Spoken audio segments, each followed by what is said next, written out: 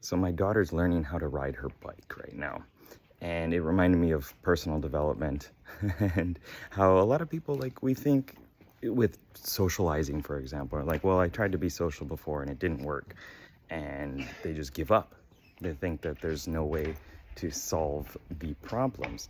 But what most people don't think of is, like, it's only done when you give up, when you stop. And the only way that you become a failure is if you actually stop doing the things that will lead to your success. With riding the bike, we were never like, well, she'll never learn to ride her bike, let's just give up. Because that's not how life works. Same with walking or speaking. It's not like, well, she can't do it now, so let's just cut our losses. But with socializing and personal development, we often get into that perspective and we're like, well, I tried. And I tried meditating a couple times and, it just didn't work for me.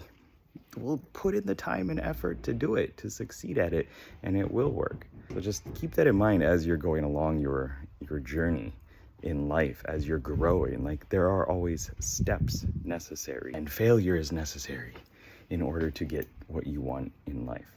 So just like my daughter riding the bike, gotta keep going. And that's how you learn.